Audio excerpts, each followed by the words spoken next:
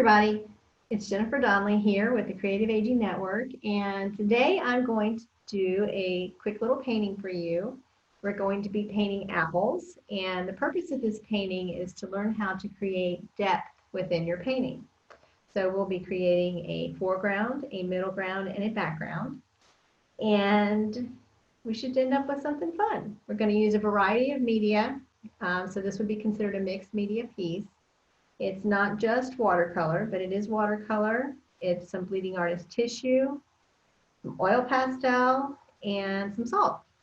This is what the painting looks like right here. And as you can see, it has 3 apples. Now there's a reason why I chose 3. There's the rule of 3s in composition. It's nice if your composition can be divided into 3s. It helps to create balance. So we're going to start with 1 apple here at the front, and then we have 2 other in the background. Now, because we're creating depth, the one in the front is closer and kind of cropped off, and then in the back, they get gradually smaller with less detail. Now, the materials that you're going to need to create this are watercolor paper, and I do have a sheet here. Now, this is cold press 140-pound paper. Obviously, you can use what you have or try some different ones, but this is a good quality paper to use. And then I have my watercolor palette here. I have 2 brushes. This is a larger flat brush. I like the flat edges for washes, and then the smaller round brush for more detail. This is the bleeding artist tissue paper that we'll be using. Now this creates a really nice effect in the backgrounds. I like to use this. It keeps everything kind of loose and adds a lot of interest. This is not your typical tissue paper. This is not the kind of tissue paper that you buy to put in gifts. This tissue paper is an artist supply. You can buy it on various websites right now. And it's a bleeding artist tissue paper because these little pieces of tissue paper have got lots of pigment in them. So there's a lot of watercolor paint actually in this. And when you wet it, it activates it and it will run and the color will bleed onto your paper. Now, as it dries, it just comes up and you throw the paper away, which is nice and easy cleanup. I also have some oil pastels here. We're going to be using a white, yellow, red, and a green, kind of a pear green. And then I have a little bag of salt. This creates a really nice effect with your watercolor, and I think that in combination with the bleeding artist tissue just gives the paper a really nice mixed media effect. So if you're ready, we'll get started. So I'm going to move this one out of the way, and the first thing that I'm going to do is use my red oil pastel, and I'm going to draw the first apple. Now I'm going to draw it starting a little less than halfway down the page, and I am going to crop it off the paper. This gives the feel that the apple is way up in front of you, right there, completely in the foreground. Now I'm going to use a little bit of this to kind of add and kind of sketch around, fill in a little bit, and then I'm going to add another apple, smaller, behind this one. Same thing, keeping it sketchy, just kind of filling in as we go. And then I'm going to use my green oil pastel, and I'm going to make that smaller apple in the distance. So there we have it, 3 apples. The larger one in the foreground, the next one in the middle ground, and then the smaller one in the background. Okay? Now, I'm going to take my yellow oil pastel and I'm going to add just some yellow highlights around the tops and maybe just in places down these apples. Now, the really nice thing about oil pastels when you are using them with watercolor is they're a very waxy material. They're just basically fancy crayons, in my opinion.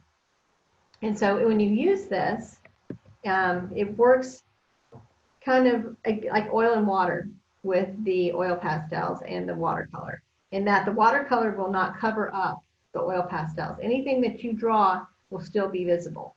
It causes kind of a wax resist, I think is the best way to describe it. And that the watercolor and the pigment run around the oil pastels but don't cover them up. So that's where I like to use my white oil pastel. Kind of tricky to show in a video because you can't really see that much what I'm doing. But I drew this down right here to show you in that you can see your apples often have these triangular kind of highlights down the side, and it helps to create form because it helps the apple to look where it's round, has volume, and it's not flat by adding these highlights. So that's what I'm doing. I'm adding these triangular kind of highlights down the side and just some smaller ones back here and just a little bit right there. And they will show up once we add our pigment. All right, so that's about all I'm going to do with the oil pastels. So we're just going to put those out of the way, and then I'm going to start to fill in with my paint.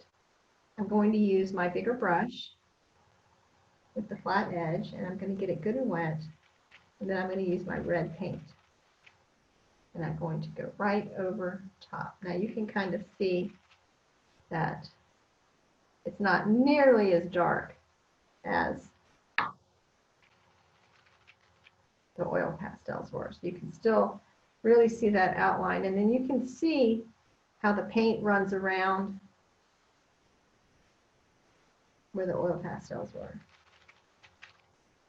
I'm going to go back, and I'm just going to fill in this one in the middle too.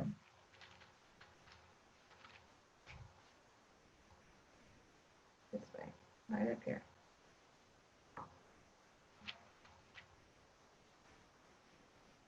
Like that.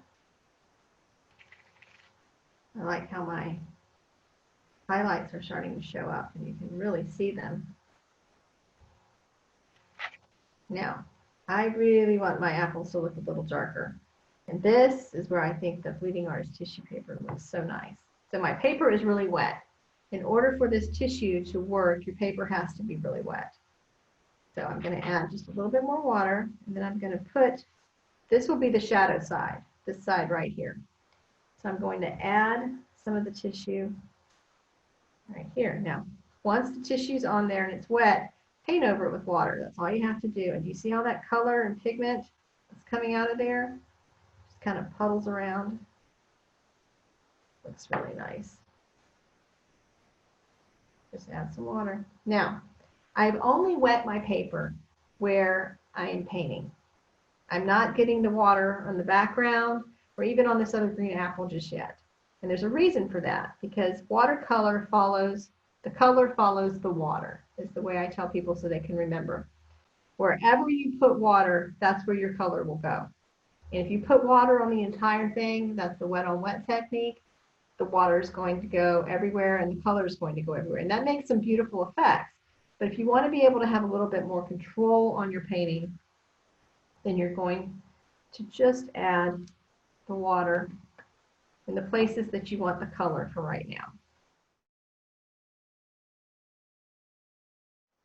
So the colors of the Bleeding Artist tissue that I'm using are just the reds and a little bit, we'll use some yellows and stuff later. So add another piece there. Love all these nice colors. Very nice. And you can always go back and get some of your paint and add to it. Okay, so I'm going to clean off my brush now.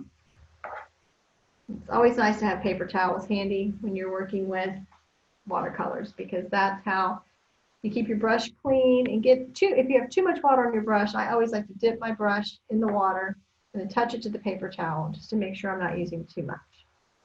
So while this is starting to dry, I'm going to add the green for this guy back here in the background, the green apple. Just going to add some color. Now we don't want this one to be in as much focus and with as much detail as the ones in the front. So I'm going to add a lot of color and water. And then I'm going to add a little bit of salt, just a tiny pinch. Sounds like I'm cooking, doesn't it? Just a tiny pinch of salt, and just sprinkle it over that. that will make a really nice effect where the apple will look kind of fuzzy and just kind of pushed back into the background. Okay, so looking at my apples, I think that maybe I could add a little bit of yellow paint in some places, and maybe even a little bit of green. Just be careful with the green. Green and red are complementary colors, and if you add too much, they look brown, and I don't think you want your apples to look brown. But just a little bit of shadow in some places. Now, if you ever feel like you have too much water on your paper, it's okay to just kind of dab a little. And that way you can have a little bit more control like that. Okay, now you can see how my water is staying in this area right here inside the oil pastels. Oil pastels make a really nice barrier to that as well. So that's always nice. So the next thing that we're going to do while this part is starting to dry is we're going to add some shadows. And I'm just using my smaller brush for that. And I'm going to use some purple paint.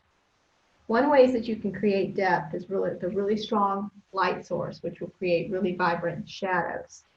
And plus, when you add shadows to a painting, it helps to create form. Flat things don't usually cast that much of a shadow.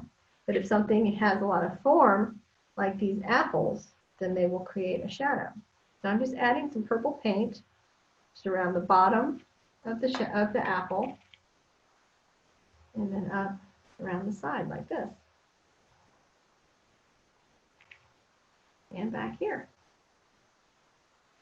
So now it does look like we're going back into the painting. This is our foreground, middle ground, background. We're creating depth.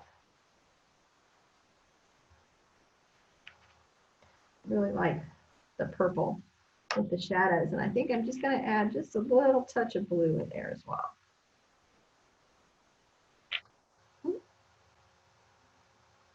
Just really makes it pop.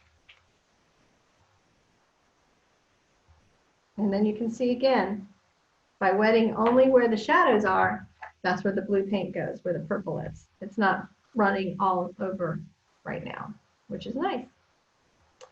Might add a little dab right here with blue, maybe a little bit of the purple in here. This is the part of the apple that is indented at the very top where the stem will go. I always add the stems last because that's my favorite part. I like to save that to last. Okay, looking good so far. So now we're going to work on this area up here in the corner, right there. Now this is our light source. Our light is coming from this area, and you can see that's why they have the highlights on the apples around here. So I am going to clean off my brush really well, make sure that it's clean, and I'm going to wet this area with just water. That's all, just water. Now we want a lot of water because we're going to use some more of the Bleeding Artist tissue up in this part.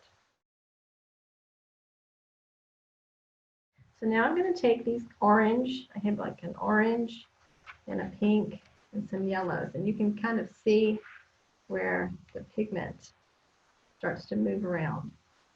This is going to look a little bit like just fractured light coming through a window or something and shining on these apples right here. Got this. See all that beautiful color? Just starting to kind of melt around there. I'm going to add it all the way back this way.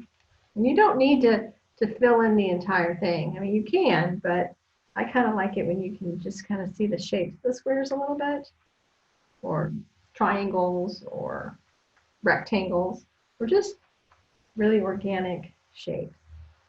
There's a little bit of a kind of a pale peachy color there too. And then I'm going to add one more. Sometimes you can kind of pick your paper up a little bit and let it run around. Moving it all around. That's nice. We do really feel like we see the light coming through there. It's really nice. And I think at this point you can add a little bit of yellow paint in some areas. Nice to have paper towels for easy cleanup too. I'm going to go back down here and move some of this red paint around. Just really kind of darken up these apples just a little bit. And that's the tissue paper that's leaving on that beautiful color. Now you notice that I'm leaving the tissue paper. I'm not trying to take it off. It will come off all by itself. As it dries, the paper dries and it lifts off. And it looks really nice. You'll still be able to see these little shapes of squares of color, but they'll be more subtle. Okay, looking really nice. I have one here. I'm going to show you this. This is a dried piece of tissue right here. This is what it looks like when it comes off the paper. This was orange, and you can see how pale it is now because all the pigment is left on the paper. So that works really nice. Okay, so now we just have a couple more steps and we'll be finished. We need to fill in this area right here. Now, a couple things. You can either wait for this to dry, and then you can go back and just add a wash of blue over top of it, or you can go what's a little bit damp and just kind of go around a little bit of these areas and fill in. And if you go over top of it, it's okay. This is a wash, so it's not it's a transparent color. It's not solid, so you're not covering up your purple shadows. You're just kind of adding to them. So it'll just kind of darken over top of that, and then just move that color around. Keep it nice and wet. Now, if you want to add a little more purple, you can do that too. If you wait till it dries, which I'm not doing, but if you want to wait till it dries, then you don't have to worry about losing any part of that. You just do another wash right over top of it. Okay, a little bit here. And I am going to add my salt. This is one of my favorite parts. I love this effect. You just take the salt and you sprinkle it on there. It helps to dry up the area too, because the salt absorbs the water. But as it absorbs the water, it melts and it leaves a really beautiful crystallized effect on there. I think I can show you in this one. If you can get up close to the camera, you can see all of this pretty crystallized. Looks really nice. Okay, so I am just going to leave that part and let it dry. You really don't want to touch the salt once you put it on there. Just let it do its thing, let it dissolve. Taking my smaller brush and going back and adding some more purple, really deepen those shadows. We have bright light up here, so if wherever there's bright light, there's deep shadow. So let's deepen those a little bit. So the last thing that we have to do, the part that I like to save for last, are the stems. So I'm just going to take a paper towel, because I'm not waiting for everything to dry, and just kind of blot up this area just a little bit so that I don't have it running too much. And I am going to mix together red and green, because those are complementary colors. And when you mix red and green, you get a really nice brown. Anytime you mix any complements, you get brown. But I really like the one, you can kind of see it there a little bit, that red and green make. And I'm going to use that color for my stems. I'm mixing up the red and green. I'm going to start at the bottom with the color, because that way I can just make it a lot thinner as it goes up, just like that. And then over here, I like to make my stems go in different directions. There we go.